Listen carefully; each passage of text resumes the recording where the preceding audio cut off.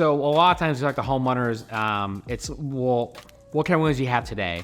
Do they open? Do you want them to open? What's the functionality? And so a lot of times homeowners don't love opening a double hung window because it's above a kitchen sink, it's in a shower, it's some area where we have an older client, it's just kind of hard for them to open it.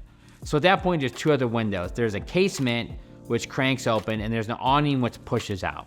And so the benefit of an awning window is it's easier to open for a homeowner, okay? So you just push right out, it's very easy. The downside is it's very limited in size and in scope, and there's a lot of times it wouldn't make sense. It's really more of a horizontal window versus any kind of vertical window. In fact, it's probably limited around 30 inches. You can't get any awning probably much more than that.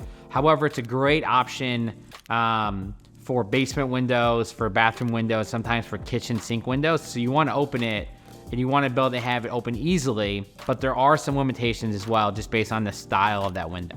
When you think about different window types, so there's a casement window, a picture window, a double hung, a single hung, and an awning. Those are really the 5 types of windows.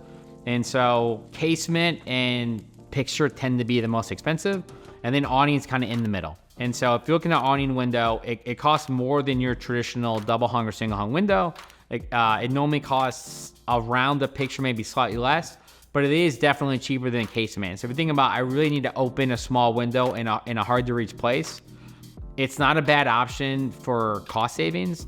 However, it's more about functionality. So like, I know cost is important to everyone, but like most people only have 1 to 3 windows on their home that could be an awning. If you want to open it, it's kind of what it costs. There are different types of windows in the home.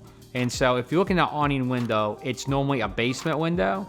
It's a window in like a shower. Sometimes it's a window above a kitchen sink, but normally awnings are very rectangular. So they're not very tall and they're long. And that's really where you want to see an awning window. You really can't get them more than 30 to 36 inches in height, so they're very limited on the home. But they make a ton of sense for windows in showers, windows in basement wells, potentially windows above a kitchen. That's where we see awnings be very popular.